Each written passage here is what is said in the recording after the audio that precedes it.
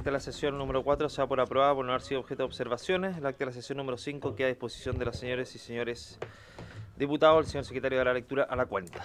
Gracias, señor presidente. Agregar que el acta número 6 también la vamos a poner a disposición, señor presidente. Van a estar tanto las 5 como las 6. Nos ha llegado reemplazo, el diputado señor Berger, que reemplaza a don José Miguel Castro. Oficio del secretario general de la Cámara de Diputados, mediante el cual comunica que la sala autorizó la prórroga de plazo solicitada, por tanto se nos incorporan 3 nuevas sesiones durante el mes de marzo, la del 3, la del 10 y la del 17, y un justificativo de la diputada señora Natalie Castillo Rojas. Eso es toda la cuenta, señor presidente. Muchas gracias, señor secretario. Quería hacer la consulta si es que el Ministerio Público ha dado señales de la invitación que se le ha acusado al señor Campos. No, solo las excusas que se dieron en la sesión de la semana pasada. ¿No se le iba a cursar la invitación de una manera distinta? Sí, pero para marzo quedamos en la ya, pero... Sí. Perfecto, pero mostró su disposición a... No, en la conversación que sostuve con usted. Ah, sí. ok. Sí. ¿Y el gobernador de Magallanes? El gobernador de Magallanes tenía inconvenientes de agenda, no solo de vacaciones, sino también de agenda. Ya. Y hubo algún grado de indefinición y en definitiva ni siquiera envió excusas. Excusas. Ok, quisiera hacer la consulta a los señores parlamentarios y señoras parlamentarias si es que tienen alguna propuesta de invitados que lo hagan llegar por favor en los próximos días, porque nos quedan 2 sesiones de marzo, 3 sesiones, perdón, en marzo, y con esas sesiones finalizamos. Entonces algún invitado que no haya sido, se le haya cursado la invitación o citación, o bien no haya venido, para poder insistirle. El gobernador de Magallanes, por lo menos para mí, creo que es muy importante que esté presente, a pesar de que no tiene obligación, pero al menos todos los demás manifestaron su disposición a venir y se presentaron a la comisión, y eso revela de que precisamente hay una disposición para poder colaborar con esta comisión que no ha manifestado el gobernador de Magallanes. Así que se los dejo para que ustedes puedan hacer las recomendaciones y puedan enviarnos las personas que quieran invitar. Quisiera la bienvenida al ministro de Vivienda, el señor Carlos Montes, y su equipo, que viene con equipo hasta acá. Es el diputado Arroyo, pensé que era parte del Ministerio de Vivienda. Está muy elegante. Sí, está muy elegante. Un futuro postulante, muy bien. Quisiera la bienvenida, ministro. Gracias por asistir presencialmente con su equipo. Usted es el único invitado a la comisión, así que tiene bastante tiempo para que pueda exponer largo y tendido acerca de, me imagino que trae un informe. Tuvimos una primera comisión investigadora, esta se circunscribe especialmente al tema Procultura, pero me imagino que hay avances desde esa primera vez que le tocó intervenir en esa comisión investigadora, sobre todo considerando que hay un informe de Contraloría y bueno, la Contralora estuvo también con nosotros acompañándonos. Así que, sin más, ministro, tiene el uso de la palabra. Muchas gracias, presidente. Agradezco a la comisión también la posibilidad de estar acá sobre un tema que para nosotros es muy complejo, muy doloroso. Acá es una sola entidad, una sola fundación, que es distinta al resto. Yo creo que es muy importante la investigación a fondo para clarificar el tipo de vínculo que tuvo esta entidad con la política pública, o sea, en general, la forma de insertarse. Bueno, yo voy a presentar antecedentes, probablemente ustedes los conocen, pero voy a repetir, y específicamente en algunas materias. Acá está en equipo, está la jefa de la División de Finanzas, señora Vania Navarro, la jefa de la Contraloría del Ministerio, la señora Carmen Gloria Barrera, la jefa de asesores, la señora Janet Tapia. Esos somos todos, sí. Antonio. ¿Dónde está Antonio? Antonio está detrás. Antonio Fritis, que él coordina todo el programa Quiero Mi Barrio. Y como aquí hay 2 casos de Quiero Mi Barrio, por eso queríamos también que él estuviera. Que es distinto, es bien distinto a lo que ocurrió con los asentamientos precarios, por lo tanto es bueno tener antecedentes. Bueno, yo no quiero latear demasiado, pero por lo menos las cuestiones, en primer lugar, Procultura. Procultura es una fundación constituida el 2009, o sea, bastante antes de toda esta crisis, con un objeto amplio. O sea, si ustedes leen con más calma, hay un resumen, pero el objeto de Procultura es amplio, para todo tipo de cosas, no solo culturales, sino que también económicas, de todo tipo, como ahí está reflejado. Está inscrita en los registros colaboradores del Estado, cosa que no todas las fundaciones lo estaban. El gobierno corporativo, el que está ahí, No lo voy a leer. Y hoy día está con una querella criminal del Consejo de Defensa del Estado, producto de distintos tipos de irregularidades. Fundamentalmente se le acusa de autora del delito consumado de apropiación indebida. Eso puede tener otra responsabilidad ligada a otras cosas. Bueno, ¿cuáles son los convenios concretamente que se tienen con asentamientos precarios en primer lugar? Ahí está el cuadro. Ahí son fundamentalmente 7 convenios. El monto total del más grande y el que motiva esa querella que he planteado es con Antofagasta, en que ahí son 4 convenios. Nunca hemos tenido mayores antecedentes.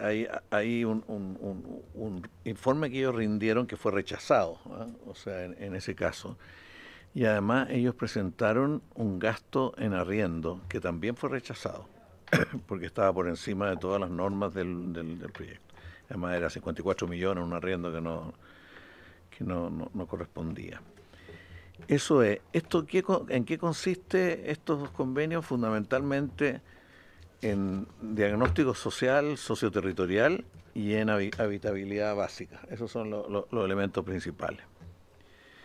En segundo lugar, tenemos Valparaíso, que es un solo convenio, que el monto total de este convenio es de 248 millones, pero la opción de Valparaíso, del Servio Valparaíso y la CEREM desde el comienzo fue no entregar todos los recursos inmediatamente, sino que hacerlos por cuotas, por etapas. Fue una opción que tomaron, hay 3 regiones que tomaron esa opción. Ellos de esto han rendido y aprobado las rendiciones solamente por 15 millones, les falta un saldo con rendir 108 y bueno, eso está en este momento demandado, los 108 millones que no rindieron. Aquí es bastante similar el tipo de obras, o sea, es también diagnóstico territorial. Le voy a ir dando la palabra a la señora Presidente, si le parece, le puedo dar. Efectivamente, en el caso. Ay, perdón. Acá, este otro lado, acá. Ahí sí. Buenos días, Vania Navarro, jefa de División Finanzas del Ministerio. Efectivamente, en el caso de Valparaíso tenemos la urbanización, asociado a la urbanización el diagnóstico socioterritorial de esa obra, ¿ya? Está asociado a distintos campamentos como el Lomas Bellavista, Manzana 33, Las Viñas Irene Frey y en la comuna de Villa Alemana. Ese es el convenio que está planteando el ministro. Bueno, aquí la rendición aprobada solo es por 15, ¿no es cierto? El resto hubo algo rendido, pero no aprobado, entiendo. En el caso del Paraíso, la referencia fue por 108 y efectivamente tenemos por 124. Perdón, ahí sí. La transferencia realizada a este convenio es de 124 millones. Monto rendido fue por 15.267.000 y queda un saldo por rendir de 108. Bueno, y lo otro es Biobío que corresponde a 2 proyectos, uno en Coronel y el otro en Talcahuano. En el caso de Talcahuano en Quiriquina y en el caso de Coronel son varios campamentos, 5 o 6 campamentos que están acá. Bueno, ellos recibieron una transferencia de 186, de los cuales rindieron 176 y les falta por reintegrar 10 millones. Esto fue fundamentalmente también diagnóstico socioterritorial y propuestas para efectos de un equipamiento y un desarrollo de equipamiento. ¿Usted quiere agregar algo de los detalles de la ejecución de Biobío? A ver, en el caso de Biobío son 2 convenios, el primero del año 2021 y como planteaba el ministro, es asociado a un diagnóstico socioterritorial, asociado a un campamento en Lota, ¿ya? A 3 campamentos en Lota, Puerto Nuevo, Fuerte Viejo y Punta Astorga. Y ahí efectivamente las obras o todas las iniciativas que estaban consideradas en el convenio se realizaron. Ahí saldo 0 por rendir. El otro, efectivamente, también está asociado ahí a la comuna de Coronel y Talcahuano, Es un diagnóstico socioterritorial y se realizó hasta la fase 1 de 4 que estaban planteadas en el convenio.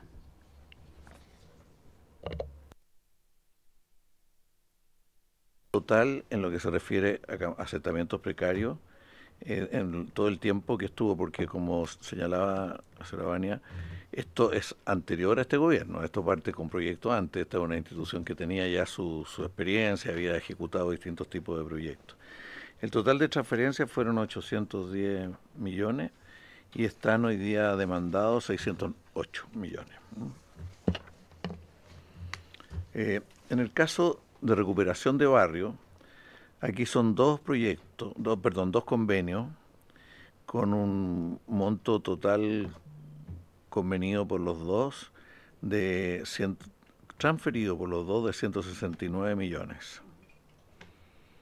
En Antofagasta, si quiere, señor Fritti, usted explica qué es lo que se hizo y cuál es la situación. En Antofagasta, su nombre y luego su exposición, por favor. Botón negro. Antonio Fritis, encargado del programa Recuperación de Barrio. El caso de Antofagasta, en el barrio Villa Chica, se hizo un convenio entre la Seremi y Procultura y se alcanzó a correr toda la fase 1, que son instalación de una oficina, equipo en la oficina barrial y productos de generar el Consejo Vecinal de Desarrollo. Se hizo todo el trabajo, lo único que no se alcanzó a pagar es el informe final de la fase 1, ya que justo fue cuando estalló todo el tema y no se alcanzó a hacer el proceso de pago. Y en Atacama, en Tierra Amarilla, se hizo toda la fase 1, lo mismo, y se pasó a la fase 2, que es la implementación ya de ejecución de otros productos. Y en ese caso quedaron todos los productos, implementación del plan de gestión social, la implementación del plan multisectorial, inicio de obras, todos esos quedaron a medias y quedaron los productos sin terminar su proceso de rendiciones. En definitiva, en total de los transferidos, que fueron 169.243.482, están hoy día demandados 111.069, están demandados. Quiero ser preciso en esto porque la información que tenemos del programa de barrio es que ellos ejecutaron más, pero no rindieron o con los antecedentes suficientes o no alcanzó producto del proceso de cerrarse administrativamente el caso. O sea, ellos de todas maneras van a hacer ver de que hay cuestiones pendientes de las rendiciones. Bueno, como ustedes saben, aquí respecto a estos proyectos, en general al tema convenio hubo informes de la Contraloría, muchos de los cuales habían ya estado incorporados en tipo de comisión que se había constituido en el propio ministerio para hacer un seguimiento y descubrir. Son 24 las observaciones que aquí, pero no quiero leerlas todas porque van a tenerlo ustedes, pero la primera es esto de la falta de concursabilidad en la selección de las entidades privadas, asignación directa de las iniciativas de inversión. Es importante que se sepa que las iniciativas de inversión fueron definidas en el último año del gobierno anterior, porque así es el procedimiento normal. Entonces el jefe de asentamiento, esto hay que hacer, esto cuesta, ¿ya? Y en el caso de acá cambió una de las... era otra entidad la que iba a hacerlo y el nuevo gobierno, el Seremi de allá, cambió la entidad, puso a Procultura, debiendo estar... espacio lúdico, cambió una por otra porque probablemente creía que tenía una cara, no sé, pero él tuvo su criterio. Esto fue igual en Democracia Viva, los proyectos de Democracia Viva venían predefinidos de antes, no decía qué entidad lo iba a ejecutar, en eso estaba en blanco, y ahí se asignó a estas entidades. E incluso les redujeron en ese caso un tanto los montos. Bueno, no había un procedimiento formal para seleccionar la entidad, no había registro en ese tiempo, aunque esta entidad estaba en otro registro. Ausencia de cauciones para el cumplimiento de los convenios. había un problema con los planes de trabajo, que el propio convenio establecía aún la necesidad y no estaban explícitos, conocidos, en fin. El tema de los itemizados, que es un tema bien central, cuánto costaba cada uno, y el itemizado, y no necesariamente se llevaba con mucho rigor el costo de cada una de las acciones. Hay acciones que es bien difícil, sobre todo los diagnósticos socioterritoriales o diagnósticos sociales, eso es más, porque depende del tamaño, la complejidad no es fácil pero sí todo lo que es inversión física debiera ser mejor y está bastante débil. Bueno, no siempre cuando había objeciones se contestaban, o sea, muchas objeciones no las contestaron oportunamente y es parte de los problemas que tienen. En fin, yo creo que hay... La Contraloría estimó que en algunos casos había fragmentación de la iniciativa. En estos casos, específicamente Procultura, eso no está tan obvio, o sea, porque se hace un agrupamiento, no es que una misma realidad se separe. Está la obra de habitabilidad primaria. Aquí hay un tema que generó harta polémica, es que se contrató un par de personas a través de estos fondos para trabajar en la Seremi, que eran dos abogados que fueron contratados ahí y cumplían ciertas funciones de apoyo. Hay casos judiciales en curso con Procultura, ya lo decía, en realidad son 600, un poquito menos de 620 millones total, lo que está en este momento demandado. Está en los tribunales, tenemos aquí, les vamos a dejar los números de las causas si ustedes quieren verlas. Y la primera, que es la más grande, la de 500 millones, ya está en términos probatorios, o sea, estamos en esa etapa. Eso ha avanzado más el Consejo de Defensa del Estado. Y hay pendiente notificación los otros dos. También han habido procedimientos disciplinarios aquí en esto, en el caso de Antofagasta, el propio Ministerio inició un sumario, pero la Contraloría solicitó seguirlo ellos, está en manos de la Contraloría. En el segundo caso de Biobío también fue lo mismo, finalmente, porque se trasladó un sumario que partió acá y ellos lo han seguido. Tampoco voy a entrar en todo el detalle de qué hemos hecho a partir de todos estos descubrimientos, de todos estos hallazgos, porque era un modelo que, como sabemos, un modelo que partió el 2019, se fue aplicando, se aplicó acá, que estaba lleno de brechas, de vacíos y de problemas. No porque se quisiera hacer algo irregular en sí mismo, sino porque se aplicó el modelo que se aplicaba a los municipios, se aplicó a las fundaciones. Ese es el elemento que generó gran parte de los problemas, porque los municipios tienen otros sistemas de controles complementarios, en fin. Y lo que se hizo aquí es redefinir todo este modelo del programa de asentamientos precarios, se genera un manual de procedimiento y de estandarización de los convenios, transferencia de recursos, en algunos casos en cuotas, pero en aquí adelante todos en cuotas. Bueno, se creó un manual de procedimiento para muchas operaciones que se venían haciendo, que no voy a... la concursabilidad de todas maneras es parte de esos procedimientos. Y los sistemas de llamados que debe hacer el Ministerio Público al respecto. En el caso de esa época, que esto fue el año anterior, el 2021, lo que tenían era un problema de falta de fundaciones. Entonces andaban buscando por todos lados fundaciones para que se incorporaran a distintos proyectos, que eso, si bien se planteó desde antes, se implementó el año siguiente, que fue parte de lo que generó el vacío, que entraran instituciones con poca solidez en algunos casos. Bueno, ¿cómo se hacen las bases del llamado? Aquí le dejamos todo, presidente, todos los detalles, porque hemos hecho lo imposible para que esto tenga otras características en el futuro. No hemos trabajado con fundaciones desde esta crisis, no hemos trabajado porque todo esto supone reorganizar todo el sistema. O sea, nosotros ahora estamos tratando de trabajar en la habitabilidad fundamentalmente a través de los propios servicios, son ellos los que ejecutan. No se hace a través de una entidad intermedia. Y también en la idea de que en general diagnóstico territorial y social hay gente dentro del propio ministerio en condiciones de hacerla, no necesariamente hay que externalizarlo, o sea que fue una cosa que se fue adquiriendo en el tiempo, pero a veces es más caro externalizarlo y no necesariamente mejor, o sea...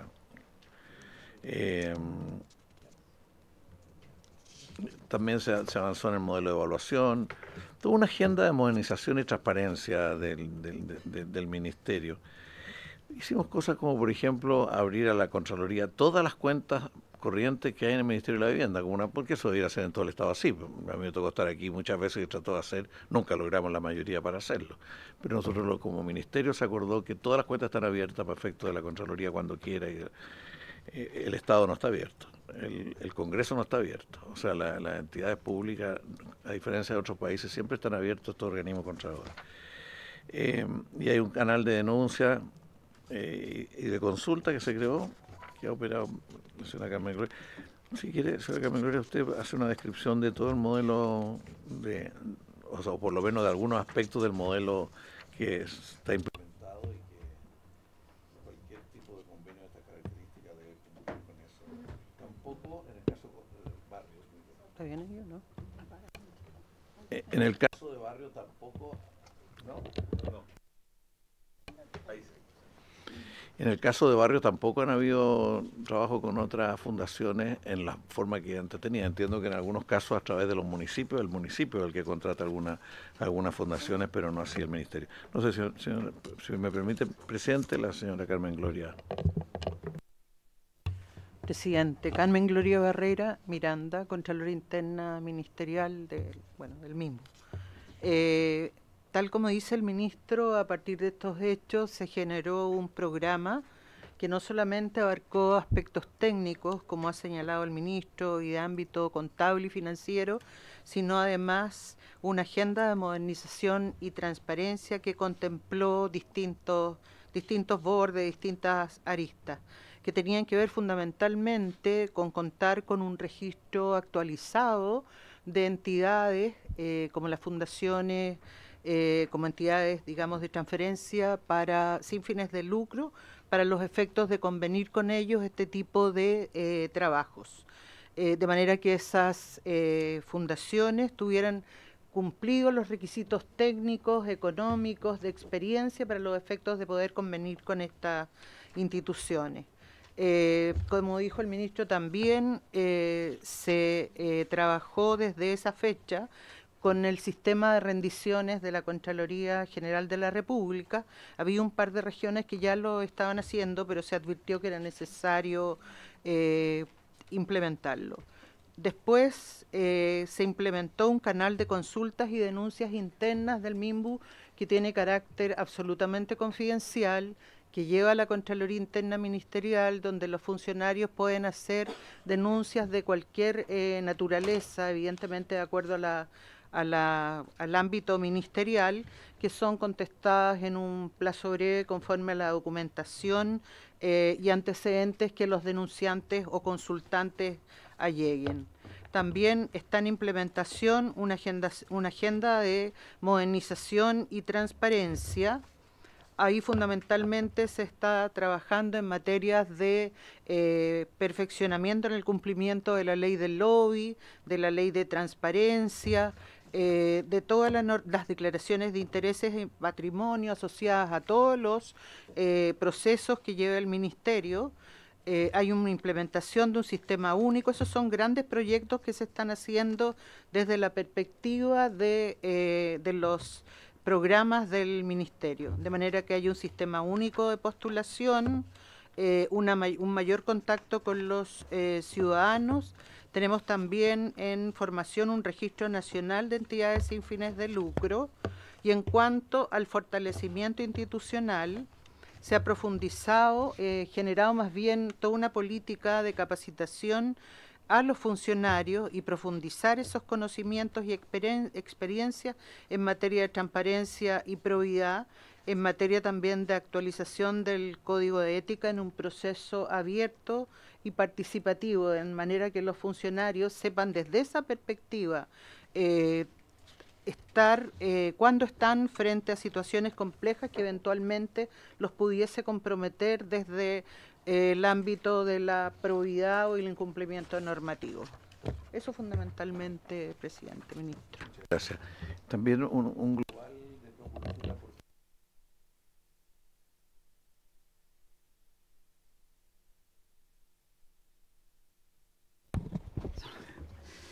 Como plantea el ministro, tenemos un monto total de transferidos a Procultura de 810.000 millones, o sea, 810 millones. De eso tenemos rendido 191 millones. Voy a redondear la cifra. Adicionalmente, la Fundación ha generado reintegros durante este periodo por 10.174.000, lo que da un saldo por rendir de 608 millones. ¿Ya? De eso, efectivamente se han realizado gestiones, lo que viene después, una vez que se vence un convenio o efectivamente se cierra por no incumplimiento o por atraso, es que el Servio y la Seremi en este caso revisan los avances, lo que se hizo y lo que no se hizo, y se saca una resolución de liquidación, dando cuenta, sí, efectivamente hizo las iniciativas que estaban contempladas y se hicieron, se aceptan las y se rindieron con todos los antecedentes, se aceptan las rendiciones, y eso es lo que se registró. Si no es el caso, efectivamente se emite una resolución de liquidación donde se plantea la solicitud de la restitución de los recursos que se habían entregado previamente. ¿Ya? Esa es la... Perdón, ¿esos 10 millones últimos son producto de la solicitud de reintegro? Puedo ver la fecha exacta. Ya, porque esos fueron en este periodo. ¿En este periodo se refiere a 2024? ¿El reintegro? Sí. Lo puedo ver. ¿Los últimos 10 millones? Sí, yo creo que es previo, pero lo podemos ver. Podría haber sido de la... porque No tenía fondo. Es en el caso de Bio Bio, del campamento, sí, es durante el 2000, es de un proyecto, de un convenio del año 2022. Efectivamente, son 10.174.000 asociado al campamento de Coronel. ¿No? Y en ese caso, efectivamente, lo que queda, todo lo demás está planteado en las resoluciones de liquidación, como les planteaba, respecto a donde se le plantea a esta fundación que tiene que restituir los convenios, los recursos que restan por ejecutar, o que no se ejecutaron, mejor dicho. ¿Ya? Para tener claro, de los 810 millones rendidos, le falta, perdón, de 810 millones que se le entregaron a Procultura, le falta por rendir y devolver 608 millones. Así es. Perfecto. O sea, todo lo demás lo rindieron o bien lo devolvieron. No, todo lo demás no lo han, no. Efectivamente, hay un saldo por restituir por parte de la fundación. Entre 810 y 608 es las dos cosas, es decir, una parte lo rindieron y la otra parte lo devolvieron. Exactamente, Ya, exactamente. Eso es el consolidado. Esa es nuestra presentación. Esa es nuestra presentación, presidente. Estamos a disposición de la comisión. Muchas gracias, ministro. La palabra primero el diputado Berger, que me la pidió, y los demás diputados me avisan para poder inscribirlo. Gracias, presidente, por su intermedio. Saludar al señor ministro y asesores y asesores que le acompañan. En la exposición, por lo que entendí, el ministro expresó, ¿verdad?, que estas iniciativas que empezó a realizar Procultura en distintas regiones estaban definidas y habían sido definidas en el gobierno anterior.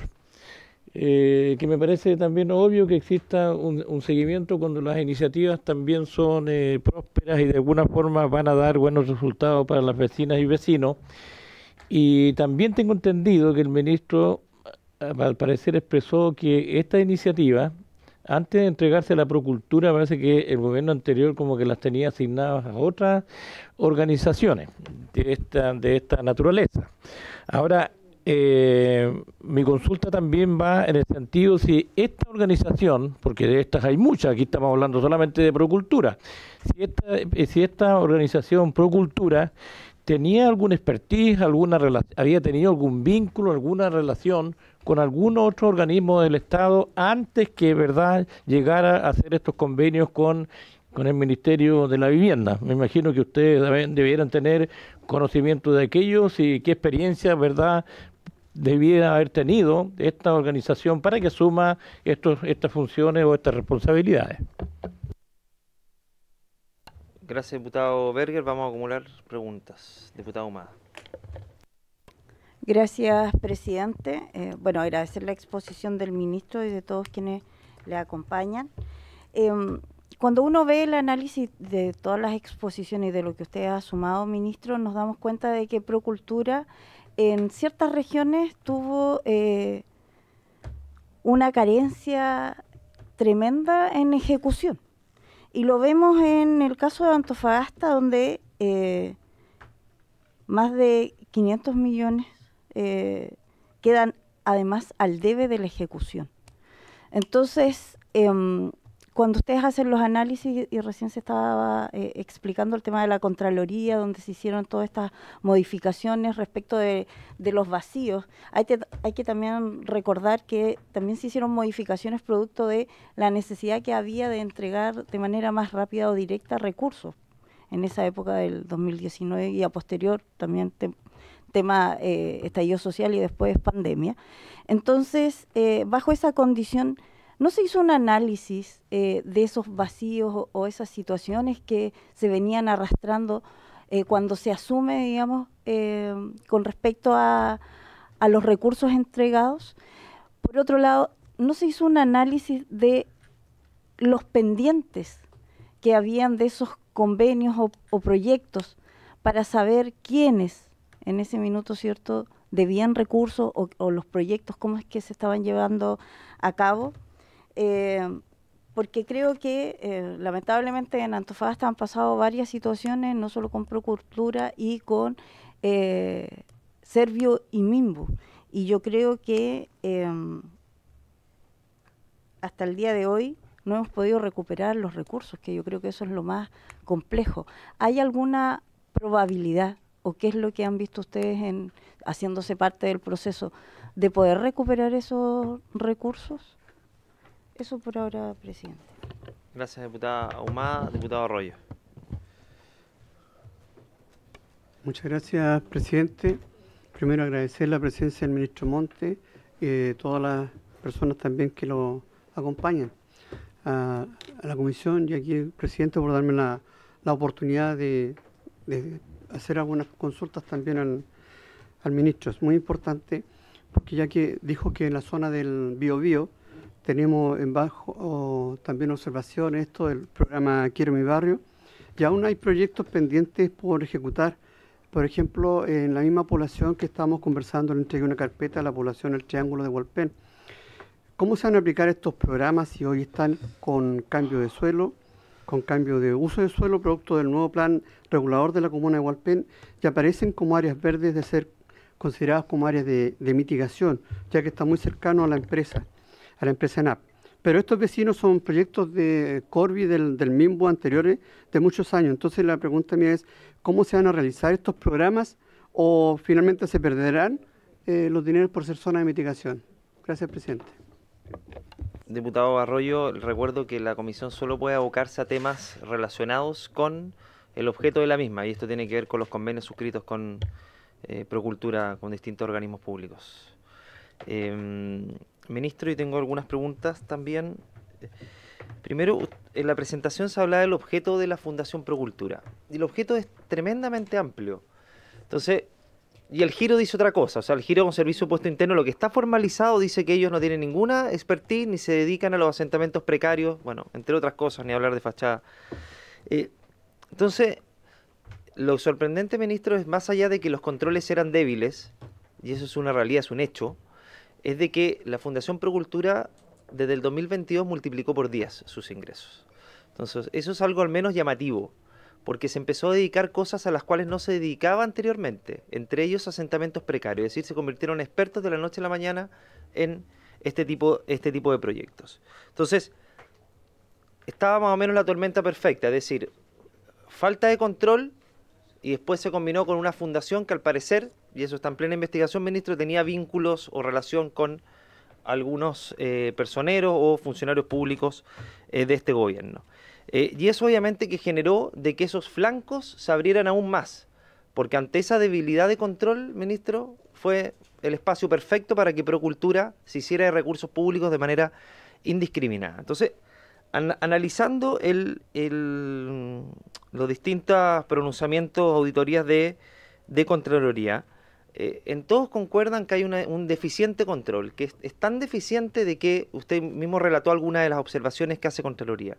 Entonces, la pregunta es, desde el nivel central, desde el Ministerio, que según el decreto de ley que los regula, deben tener el control, la supervigilancia, deben dictar las directrices para efectos de que las regiones se suscriban convenios no solamente apegados a la ley, sino que con las debidas precauciones correspondientes para efectos de que no ocurran este tipo de situaciones. Entonces, cuando asumió el presidente Boric, y esta fundación en las distintas regiones se empezó a adjudicar distintos proyectos, o bien no teniendo cabeza adjudicado, no hubo una revisión previa de decir, mira, ¿saben qué?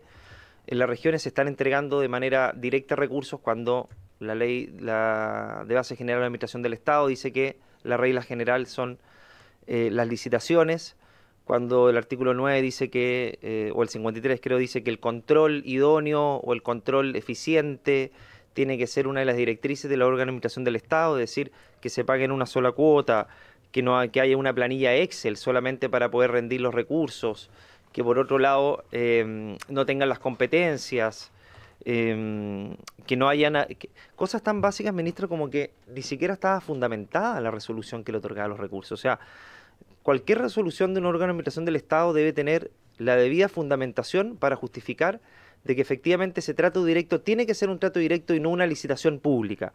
Pero desde ese elemento que cuestiona la Contraloría, que dice, mira, ¿sabes que nos encontramos con resoluciones que dicen que se le otorgó los recursos a Procultura, pero no dicen por qué se lo entregó a Procultura?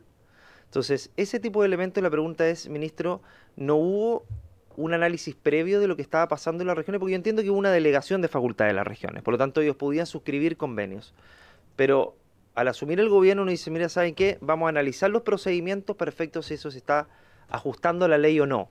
Porque parte de los cuestionamientos que hace Contraloría constantemente es precisamente de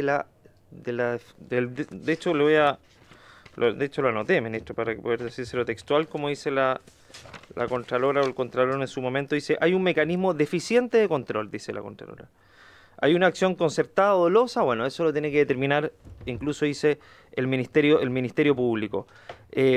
Ausencia de fichas de inversión, falta de cauciones, los tiempos de ejecución, es decir, si tenían que ejecutar en determinada fecha, pasaban días y meses sin que se le pidiera rendición de cuentas a la Fundación. Entonces, en definitiva, para no ahondar tanto en detalle, ministro, la pregunta es, desde el Ministerio de Vivienda, ¿no hubo una revisión ex ante de estos procedimientos como se estaban llevando a cabo? Porque la discrecionalidad que desde las regiones operaba era, la verdad es que excesiva, para decirlo cortésmente, usar una expresión cortés, ministro, porque la verdad es que era bastante discrecional y desconectado al parecer del cumplimiento de la normativa de acuerdo a lo que nos rige no desde ahora, hace bastantes décadas. Entonces, la verdad, ministro, es que uno se cuestiona desde cuánto es el nivel de monitoreo que puede tener el nivel central respecto a lo que ocurre en las regiones, si hay ese nivel de discrecionalidad o distintos criterios. Acá en la región se pidieron cuotas previas, perdón, se hizo se pagó divididamente el convenio, pero en otras regiones se entregó totalmente. Entonces, ¿por qué en Valparaíso operaba así y en Antofagasta operaba de otra manera? Esos elementos usted los ha indagado, ¿por qué no se tomaron las precauciones en su momento? ¿Por qué no hubo una revisión exhaustiva apenas llegó este gobierno? Es decir, son interrogantes, ministro, que uno se plantea, sobre todo considerando que la supervigilancia la tiene el Ministerio de Vivienda respecto a lo que ocurre en las regiones. Eso. Diputado Humá y el ministro. Gracias, presidente. Lo que pasa es que recordando acá cuando vinieron los gobernadores, de alguna manera justificaban que Procultura había accedido a estos convenios porque la Subdere, un otro, había dado el ok a que esa fundación cumplía.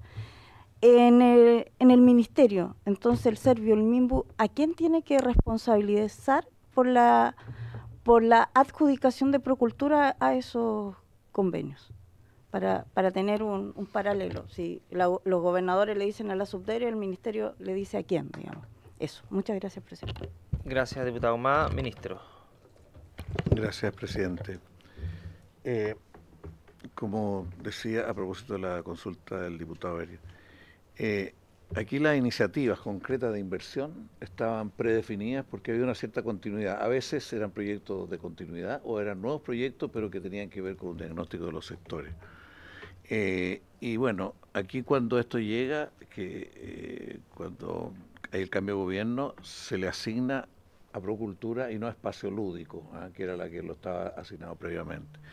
Procultura ya venía trabajando en otros proyectos acá en La Sola, esto no parte en este gobierno, parte antes.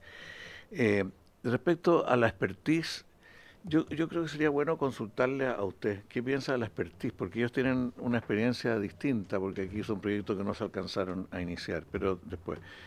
Quiero situar esto, presidente, en el tiempo. Este gobierno subió en marzo del 22.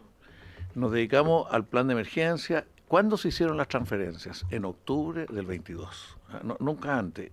Y después del 23 solamente hubo una transferencia, dos, creo que son, dos transferencias posteriores de un campamento que había que trasladar en un lugar, ninguna más. O sea, todas fueron entre octubre, noviembre y diciembre, todas las transferencias. ¿Qué se decretó ahí? La subsecretaria anterior decretó ahí una investigación sumaria de todo el procedimiento, estaba investigándose el procedimiento, aclarando porque se veía que había cosas que había que perfeccionar, que corregir, pero a su vez había que echar a caminar los proyectos, porque había ciertos compromisos y ciertas necesidades. Respecto incluso no se lo alcanzaron, a propósito de lo que dice el diputado, a evaluar los proyectos. O sea, no se hizo una evaluación de decir este proyecto es pertinente o no es pertinente, sino que venía definido y se dijo, esperamos que así lo sea. Entonces, la pregunta del diputado Lonton, ¿se constató y se investigó previamente los procedimientos? Eso no se hizo. Se hizo en el camino cuando recién se estaban asignando los primeros, en esos 3 meses. ¿Qué pasa en el resto de los programas del Ministerio? Esto es más, o sea, el programa de asignación de arriendo, por ejemplo, el que venía, tampoco se investigó. Aquí apareció un caso justamente en esta región de que hubo pago a personas que no existían. O sea, eso lo detectamos aquí y a partir de eso se perfeccionaron siempre hay perfeccionamiento en el camino. Y así hay otra serie de programas que no alcanza un gobierno que viene entrando, que tiene que entrar a evaluarlo. ¿Cuánto representaba este programa del total del presupuesto? 0,3%. Eso representaba del total del presupuesto del Ministerio. Y eso llevó a que no se hiciera. ¿Qué es lo que hicimos el resto de los programas? Algunos se evaluaron más, otros menos. El 49, el de la integración social, estaba más probado. Ya, y ahí hice algunas cosas que se consideraban. El 19, por ejemplo, que es de integración, nosotros descubrimos ahí algunas cosas, que buena parte del aporte inicial para construir viviendas se destinaba a otros usos, no de vivienda, y se cambió eso. O sea, es propio de la instalación. Revisión completa de esto al comenzar no se hizo, y la propia subsecretaria, como digo, lo estableció como una necesidad inmediatamente después de la primera vez que se distribuyeron. Respecto a la expertise, muchas gracias. A la expertise, si me permite, presidente, creo que es importante conocer la experiencia. ¿Desde qué año estás en este programa? ¿En 2007? Presidente.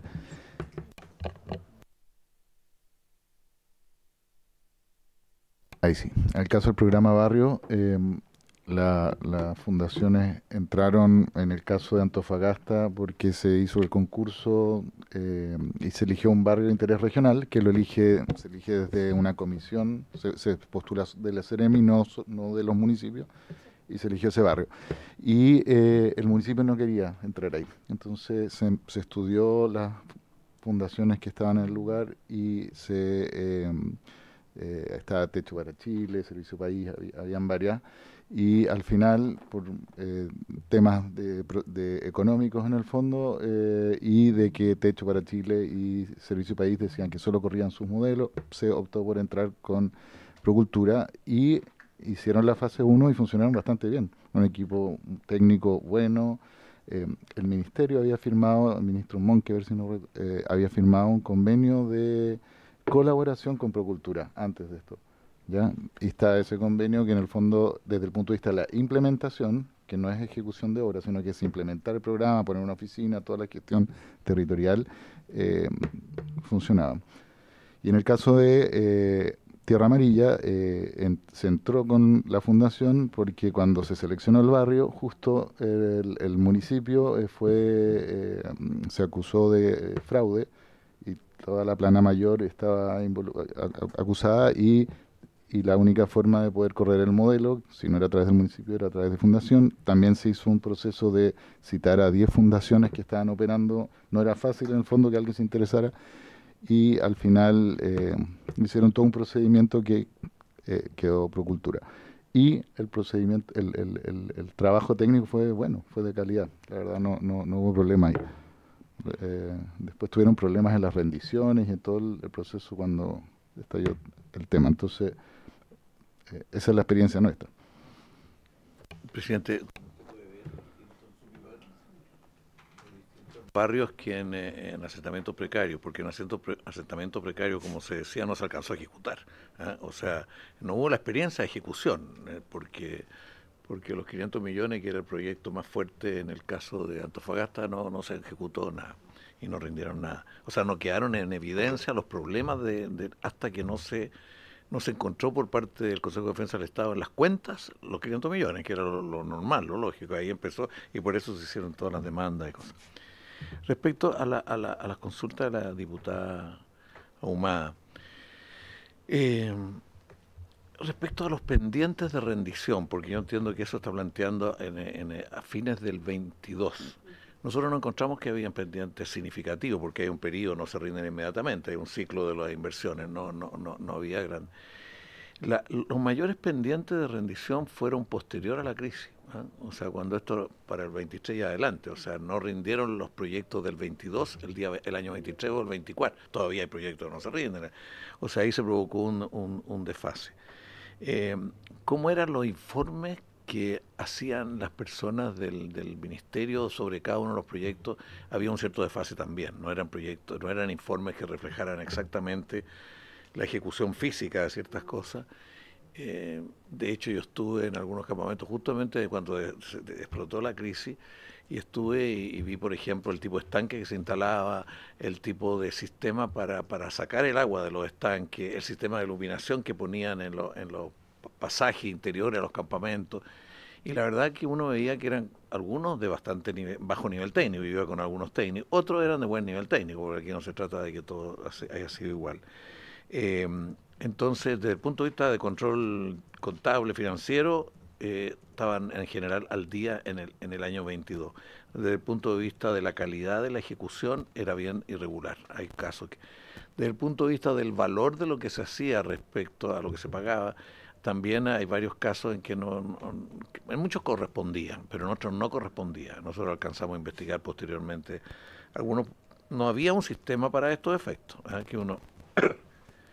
Esto es un problema en general de este ministerio, porque hemos estado en algunos conjuntos. Para nosotros determinar cuánto cuesta cada casa construirla, no cuánto nos cobra la empresa que la construye, es un problema. Porque además los precios van... Nosotros tenemos que ir construyendo un sistema con 22 elementos que vamos siguiendo, porque los elementos cada uno tiene su particularidad, no es fácil ese control de costo. Usted también preguntaba, y está muy ligado a esto, a quién los gobernadores responsabilizaron a la SUDERE, respecto a quién, entiendo que a Procultura, que les recomendó. Aquí nadie recomendó a Procultura porque venía desde antes, o sea, venía y desconozco los vínculos, porque probablemente habían ciertos vínculos personales, así desconozco si en el caso de Antofagasta lo había o no, yo desconozco quién hizo eso. Sí, para ser justo, había necesidad de más fundaciones, andaban buscando fundaciones, o sea, es parte... Y esto de las fundaciones, ¿cuándo se instaló? El año 2015, jurídicamente, a través del presupuesto del año 2015, y se ejecutó por primera vez el 2019. Y esta crisis fue el año, los hechos fueron el 22, revienta el año 23. O sea, ese es un tiempo que fue poniendo en evidencia que aplicar el mismo método que se hacía con los municipios a las fundaciones generaba grandes vacíos. Lo dice muy bien el señor Fritis cuando dice... Estábamos buscando que el municipio lo tomara. En el caso de Antofagasta, usted lo sabe bien, se buscó que el municipio de Antofagasta lo aplicara. Y se habló con el alcalde y todo, y se buscó. Y no tenía disposición el alcalde de la época a hacerlo. Entonces se buscó, no solo en este proyecto, en otros se buscó otras instituciones, dado la cantidad importante de campamentos y necesidades.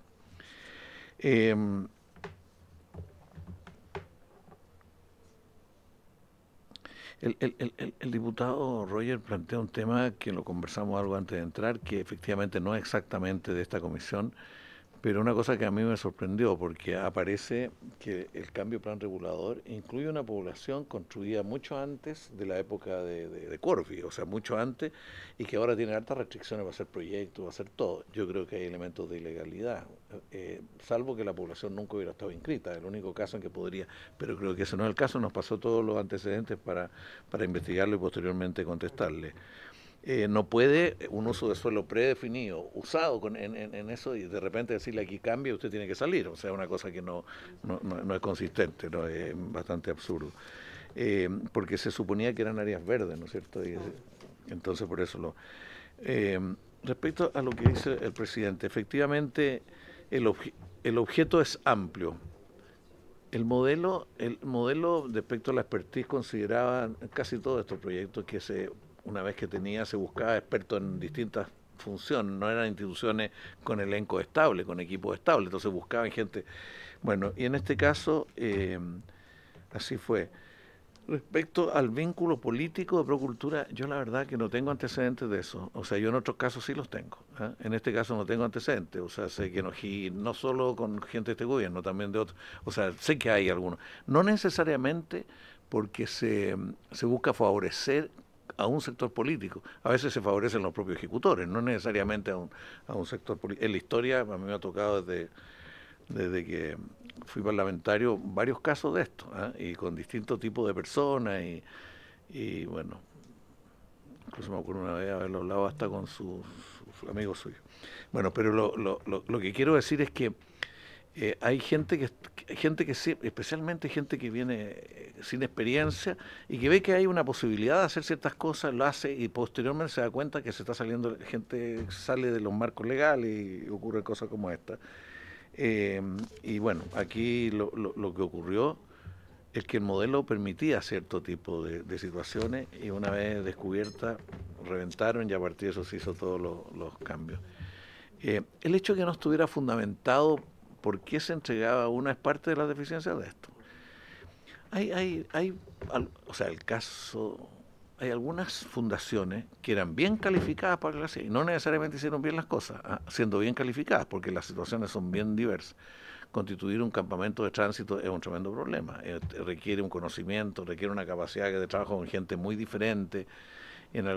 Los diagnósticos, yo personalmente he leído varios, creo que algunos realmente se justifican cargarlo y el precio, en otros no se justifican en absoluto. O sea, los productos son de alcance distinto. O sea, aquí no es solo el modelo de control. Es qué hacemos con los campamentos en el país, o sea, qué hacemos con una realidad social que cuando esto se provocó era una, hoy día es otra. O sea, estamos con 1.432 campamentos, con 110.000 familias viviendo en campamentos, con una capacidad del Estado limitada para todo esto, desde el punto de vista de mucho menos funcionarios que lo que tuvo antes estos mismos programas. No digo el actual gobierno, no, sino que el anterior también. O sea, entonces se contrató intermediarios para hacer las cosas y ocurrieron las cosas que ocurrieron, que no hubiera ficha de inversión y todas estas cosas eran propias de la forma que se operaba con los municipios. Se aplicó el mismo modelo. O sea, nosotros tenemos claro que este es un modelo que no puede seguir y que hay que corregirlo, y apenas se constata eso, apenas revienta el 23, yo creo que nos demoramos 2 meses, 3 meses en sacar las 19 medidas para cambiar el sistema. Mirando para atrás, habían informes de 3 o 4 meses anteriores que ya estaban insinuando y descubriendo que esta inconsistencia que tenía el modelo, no se descubrieron todas en un mismo acto, se fueron descubriendo en el camino. Respecto a la calidad de esto, yo le he preguntado bastante a la gente que trabajó con Procultura, cuál era la expertise, la calidad, cómo hacían las cosas. Yo no conozco a nadie de Procultura. Lo conocí solamente después de que reventó esto, que citamos a todas las fundaciones del ministerio para tener una conversación con ellos para saber qué está ocurriendo. Y el más agresivo fue el señor de Procultura, que como él se creía que tenían una cierta... estaban por encima de muchas cosas y él encontraba que era lo más agresivo el hecho solamente que se le estuviera preguntando cómo se habían producido estas situaciones desde el punto de vista de ellos. Primera vez que lo vi ahí, nunca más, no, ni me acuerdo la cara, la única vez que lo vi. Él tiene una imagen de que en su oficio tiene cierto talento, el equipo tenía cierta imagen también de que hacía las cosas con cierta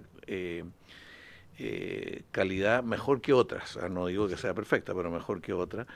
Eso es el caso de Procultura. Aquí lo más complejo de mi punto de vista es que cuando ya todo esto se abre, en vez de contribuir a resolver el problema, lo que hace es hacer toda una acción que lo lleva a retirar los recursos de las cuentas corrientes, o sea, saliéndose de las normas, que eso sí estaba en el convenio. Él tenía que mantener y tenía que operar a través de la cuenta corriente. Entonces, eso a mí me parece que es algo que es bastante indebido y me imagino que el Consejo de Defensa del Estado tiene claro que en ese punto tiene que poner mucha fuerza. Gracias, ministro. Diputada Delgado, por favor. Gracias, presidente. Por su intermedio, le quiero preguntar al ministro algo. Respondió parte de mis dudas, pero, por ejemplo, cuando escucho que estas fundaciones tenían poca solidez, de que estaban poco menos que desesperados por encontrar fundaciones y ya dejaron de trabajar con ellos. ¿Cómo trabajan ahora? ¿Cómo lo hacen con las comunidades? Porque si es así, y con este precedente, ya no deberían trabajar nunca más con fundaciones, sobre todo cuando podemos especular que por amiguismo no se les pidió que actuaran de buena manera ni se fiscalizó como se debe, porque cuando tú postulas a un proyecto mensualmente te van fiscalizando cómo avanzas en el proyecto a medida que fueron asignados los recursos. Y se supone, porque yo lo viví, tienes a alguien que está encima tuyo viendo que esto se lleve a cabo. O sea, más encima de estar desesperados por una fundación, ni siquiera los fiscalizaron, ni siquiera... me gustaría saber quién era la persona que trabajaba en estar atento que Procultura cumpliera mes a mes lo que tenía que hacer. Entonces, eso para mí es un vacío. Y ahora, obviamente, el gobierno tiene que seguir trabajando. ¿Cómo lo están haciendo? Y si es así, quédense en esta postura y no seguir contratando fundaciones que nos da para especular muchas cosas con todo lo que hemos escuchado acá. Eso, presidente. Gracias, diputada Delgado. Diputada Ahumada. Gracias, presidente. Solo para aclarar, puesto que se ha reiterado que Procultura no tenía expertise en asentamientos precarios. ¿Cómo es que termina trabajando entonces en asentamientos precarios? Sigue quedando la duda cómo es que Procultura llega y se hace cargo cuando no tenía experiencia. ¿Quién y cómo lo determina? Y algo muy cortito, el ministro se refirió a los campamentos, principalmente en la región de Antofagasta. Nosotros tenemos un aumento que no se detiene con respecto a los campamentos. Y yo ahí quiero recordar que los campamentos hablaban de precariedad y necesidad. Sin embargo, yo hoy día invito al ministro a que se pueda hacer un catastro y realmente se pueda conocer la verdad de los campamentos, principalmente de la región, porque hoy día muchos, no la mayoría ni tampoco todos, son personas con precariedad en los campamentos. Y eso es muy complicado. Hay personas que tienen propiedades, que arriendan sus casas y están lucrando a través del campamento. Entonces, yo creo que ahí estamos con un tremendo problema porque el número del que se pretende construir viviendas, si los tomamos a todos, resulta que no todos son los que necesitan. Eso, gracias, presidente. Gracias, diputada Ahumada. Un par de cosas más, ministro. ¿Cómo ha fortalecido? Bueno, sé que son 19 medidas que ya tienen muy avanzadas, pero en las regiones particularmente los convenios que se suscriben entre Seremi, Minbu y municipios. Uno entiende que los municipios tienen sus propios controles, pero hay un doble check desde el punto del Ministerio de Vivienda de que esos controles que se están realizando en el municipio son los que corresponden de acuerdo a la rendición de gasto, ejecución y todo lo que tiene que ver particularmente en terreno respecto a los recursos que estén bien utilizados. Y lo otro, respecto a las postulaciones, ¿cómo se elige una fundación respecto a otra? Todos sabemos que Procultura además tenía una ligación directa con el presidente de la República, que habían trabajado juntos en una política de salud mental acá en la Cámara de Diputados. Había cercanía directa.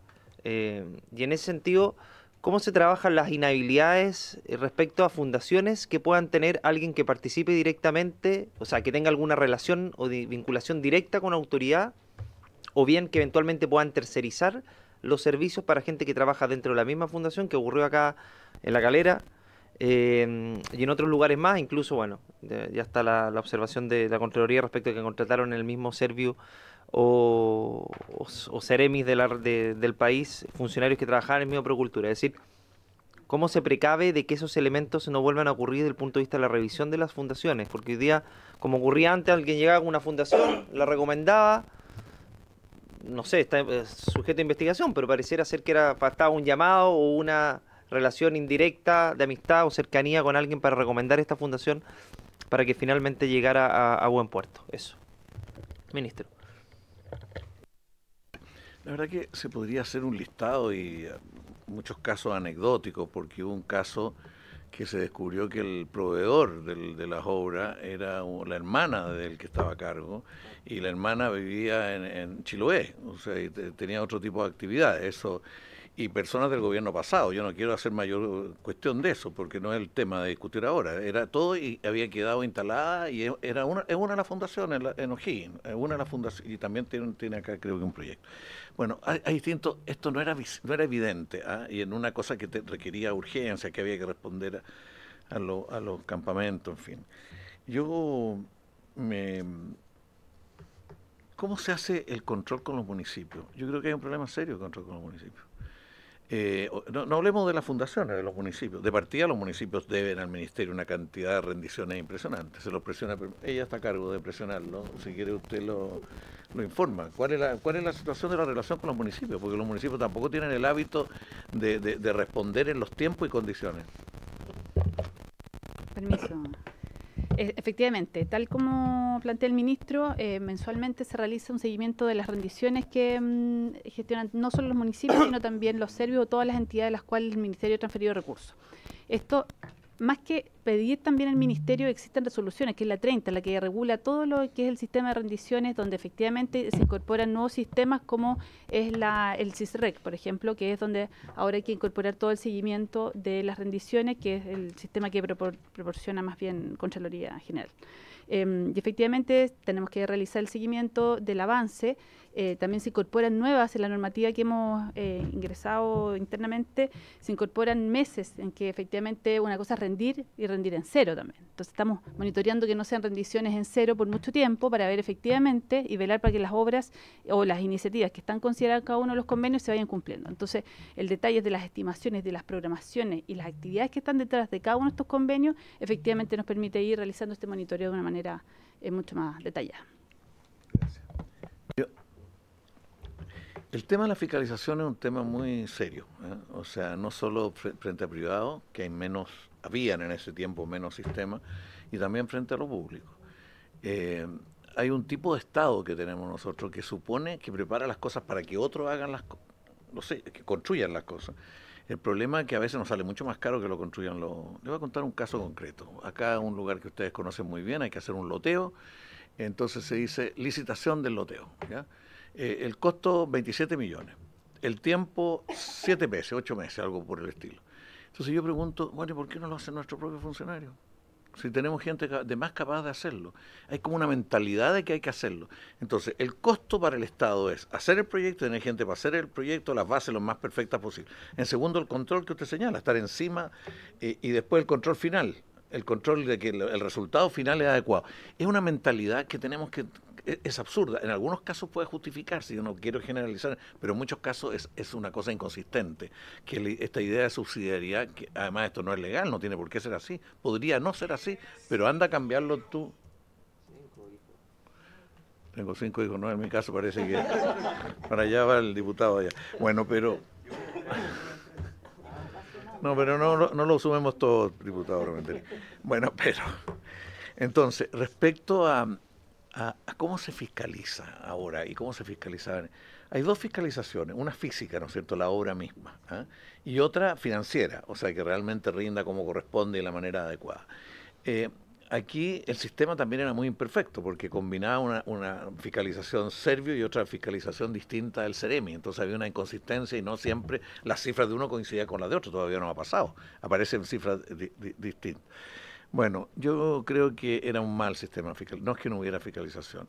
Hablando con funcionarios que estaban en la época, entonces le decían, ¿ustedes iban a los lugares a ver las obras? Iban a un lugar a ver las obras. ¿Qué ocurrió en algunos casos? Que encontramos situaciones inadecuadas, de que se hizo una obra que no era exactamente la que decían el convenio, porque en el camino habían cambiado la obra, y que era razonable lo otro, pero nunca quedó formalizada la nueva obra, ¿entiendes? Entonces, eso, la Contraloría está encima de eso, porque eso tiene miles de otras dificultades.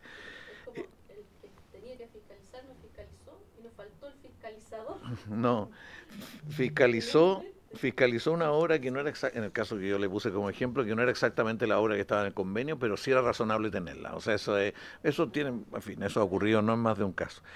Respecto a la calidad de las fundaciones, hay de todo, O sea, en el caso de Procultura, el convenio de colaboración se firma el 2020, mucho antes, y se hace un convenio que a ustedes los sorprendió porque era de carácter general, era como de integración de propósito, y este era un gobierno que no era un problema de afinidades políticas específicas, sino que puede haber sido personal y puede haber sido otras cosas, no sé. Bueno, pues se firmó ese convenio. Hay instituciones, Techo, por ejemplo, Techo es una de las instituciones, la Fundación de la Pobreza. Nosotros uno de los primeros casos que planteamos en una de estas instituciones que aparecía contratando a una funcionaria que era la que dirigía el equipo de apoyo en el caso de Antofagasta, ¿ya? Era la más política, si usted quiere, del equipo. Y la fundación la contrató sin saber quién era. Y estaba indignada porque nosotros le entregamos al Ministerio Público los antecedentes que eso había ocurrido. Bueno, son cuestiones que se fueron construyendo en el tiempo, y en un tiempo corto. Estoy hablando de que este gobierno estuvo solo con esto en los últimos meses del 22, ¿cierto? Partió recién ahí con este gobierno y con estos proyectos. Bueno, yo creo que es claro de que el sistema de fiscalización no era igual, no era bueno. El sistema de fiscalización del Estado para todas las obras. Nosotros vamos a ver un nuevo conjunto. A cualquiera le pregunto a usted, uno va a ver un nuevo conjunto terminado. Y bueno, fiscalización hubo en el tiempo. Unos fiscalizadores que es una sola persona, a veces en una más social y otra más física. Gente muy valiosa, gran compromiso profesional. El margen de error es bastante alto. O sea, hay empresas de gran... No estoy hablando ahora de fundaciones, estoy hablando de empresas.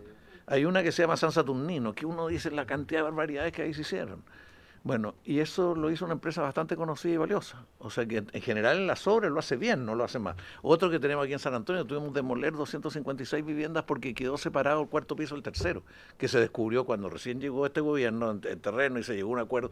¿Y para qué decir lo que cuesta eso? Cada vivienda de esas cuesta 3 viviendas se podrían haber hecho 3 viviendas. Entonces, el tema de la fiscalización, bueno, yo he aprendido desde el rol ahora que para fiscalizarlo primero el Estado tiene que tener cierta participación en la oferta. O sea, no se puede mirar todo desde afuera, no se puede, tiene que, o sea, el norte, lo que usted plantea, en el norte se va a requerir una empresa pública, creo yo, hay que discutir esto. Se requiere una empresa, no encontramos empresas para demoler donde hay socavones, 82 edificios con socavones, no hay empresa, porque no les resulta rentable simplemente. Aquí entonces se requiere una combinación, y además para que las personas que fiscalizan tengan mayor conocimiento de cómo hacerlo, tienen que haber participado también no solo desde afuera, sino que en el proceso mismo de producción, o sea, formar una cierta capacidad en esto. Entonces, el tema de la fiscalización es un tema muy, muy importante. La expertise de esta institución en general estaba, ¿sabe cómo lo hacían? Contrataban a una persona con la expertise. Además del elenco propio, contrataban a una persona con la expertise de cada. Yo de las cosas que creo que eran menos expertos son los riesgos, la zona de riesgo, la remoción en masa que se provoca en los bordes de los... no hay mucha gente experta en eso. Y uno mira los precios que usted lo conoce bien eso, porque está todo el borde de Antofagasta con un problema bien serio y hay campamentos inmensos en esa zona. En el diagnóstico sociocultural, cualquiera de los que está aquí probablemente podría dar una opinión. Es bueno, no es bueno, está bien hecho, no, pero la expertise es más generalizada. En la construcción, en la instalación de redes de luz en campamento, yo lo que vi era de mala calidad. O sea, sin ser experto ni nada, yo lo encontré desde la primera vez que fui de muy mala calidad. Entonces, no, en el campamento concretamente de Democracia Viva, era ¿ah? La red de incendios, tú la viste también, ¿no? Pero al lado está un campamento de ideas que hacía unos lugares donde la gente era de gran calidad. A mí me impresionó la calidad que tenían, la forma que todavía están funcionando, eso, si no es que no existan ahora. Bueno, entonces eso es lo que pudiera aclarar. Campamento de ideas. No, es que ellos construyeron cabañas para que las personas en distintas situaciones pudieran vivir ahí, sus familias, mientras ocurrían otros procesos, y en algunos para quedarse ahí. Y eso lo hicieron con buen estándar, de buen nivel, porque no es fácil construir en el en zonas de... En fin, lo hacían. De repente se construye en zonas sólidas, y se construye un programa sólido y queda mal hecho también. O sea, todo el tema de los socavones de Iquique, o sea, es una cuestión que fue mal pensada por el Estado, o sea, o no en general, el Estado, los privados, los municipios y todo. Bueno, eso es lo que yo le puedo comentar. No sé si alguna persona quisiera agregar algo del equipo. ¿Usted? Diputado. ¿Algún diputado? Diputado Pinter, Gonzalo. Así que...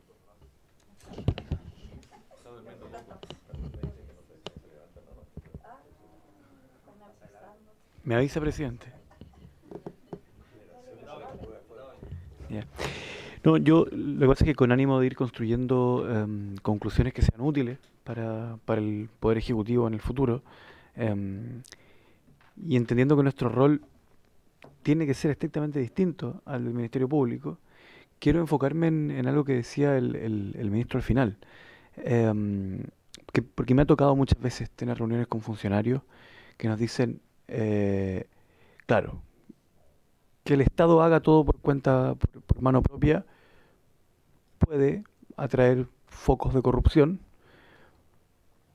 y puede ser más eficiente el privado que compite por realizar las obras, pero también puede ser ineficiente, toda vez que somos una república que tiene ciertos estándares de probidad, de transparencia, tiene que haber cierta calidad en la competencia misma, etcétera, y eso también cuesta dinero.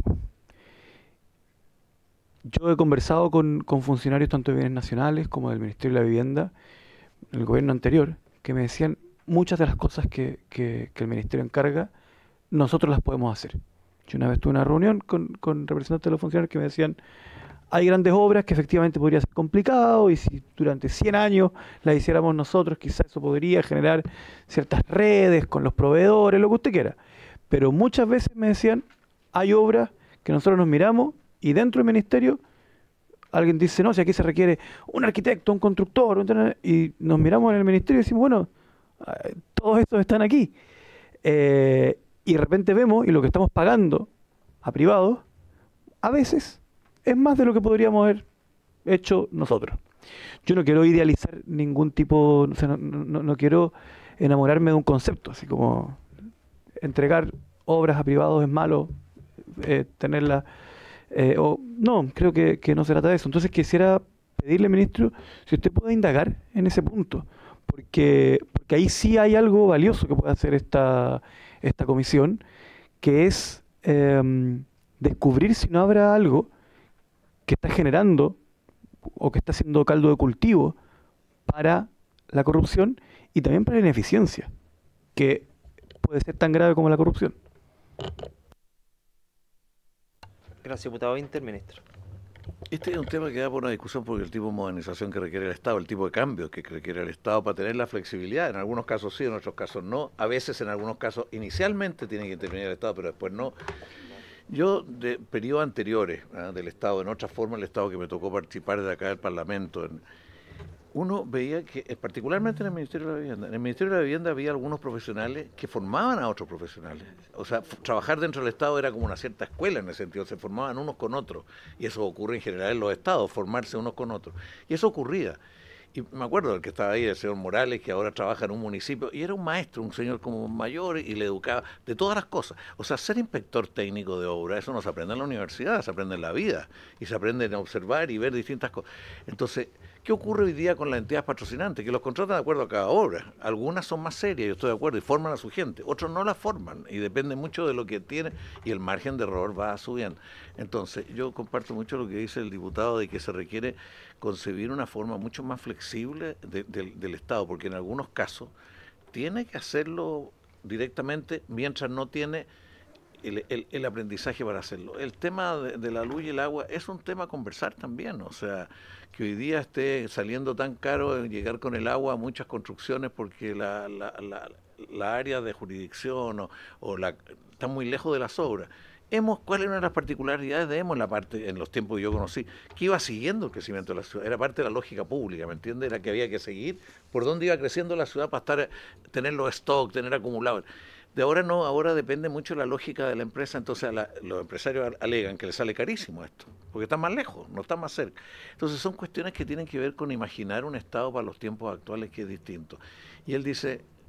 El diputado Inter dice, no se trata de todo hacerlo por el Estado, no, pero se trata de entender cuándo el Estado tiene que entrar y cuándo no tiene que entrar y tener la flexibilidad. Eso no es fácil, ¿eh? Los privados en algunas cosas a veces lo hacen, yo sé, conozco privados aquí en estos espectaculares, yo he visto privados de mejoramiento de vivienda, de ampliación, de departamento, una joya. O sea, yo pero he visto otras que realmente no sé qué cómo lo hacen. O sea, y la fiscalización va los mejoramientos, va una vez cada 3 meses, la fiscalización, porque no hay suficientes funcionarios para estar en todo momento, en toda la fase del proceso. Entonces, esto todo te tiene que ayudar esta experiencia tiene que ayudar a pensar de otra manera el Estado moderno y dinámico y capaz para el futuro. Gracias, ministro. Yo más que pregunta, me gustaría que me acompañaran antecedentes, ministro, que tienen que ver con la región de Valparaíso en relación al proyecto de Irene Frey, de asentamientos precarios, que es el proyecto que tuvo acá Procultura, particularmente respecto a la rendición de esos gastos. Usted lo dijo muy bien, el tema de en terreno, ir a verificar que las obras se realizaron. Quisiera saber si eso se hizo, se constató, el personal que se contrató era el idóneo, todo lo que tuvo que ver, porque lo ejecutó la municipalidad, por lo tanto, tiene que haber un informe en que la Seremi le pide rendir cuenta al municipio respecto a cómo se ejecutaron esos recursos y la constatación que hubo, no solamente mediante informe, me imagino que hay una constatación presencial más allá de lo que te pueda decir el municipio respecto a la buena ejecución de estos recursos. Ministro. No tenemos esa información acá, se la hacemos llegar con todos los detalles de cómo es. Yo en todo caso, habiendo sido harto tiempo parlamentario y diputado, creo que es muy importante la fiscalización de los diputados, que es más global, de otro tipo. Yo me acuerdo una vez, hace bastantes años, habíamos licitado una pavimentación de todo un sector y dije, qué raro, esto lo conozco yo. Fui a verlo, estaba pavimentado hacía como 3 años antes y se licitó para hacerla de nuevo. O sea, aquí hay gente que sabe hacer cruce y... Entonces la fiscalización del parlamentario, un parlamentario no puede fiscalizar lo técnico, así o sea, hoy día estamos en el absurdo de tener 15 centímetros para el pavimento, o sea, en la época que a mí me tocó eran 3 o 4, 5 máximo, y ahora aquí son cuestiones de carácter técnico que también es importante poner en discusión, pero le vamos a mandar eso, diputado. Muchas gracias, ministro. ¿Algún diputado, diputada? Bueno, agradecer la presencia, ministro, a su equipo.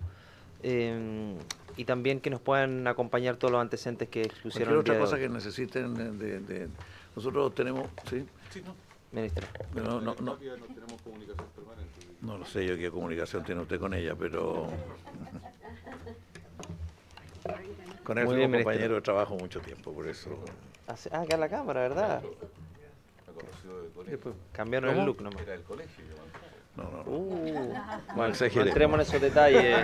No exageremos, no era tanto. Y por haberse cumplido el objeto de la sesión, está excelente. Muchas gracias.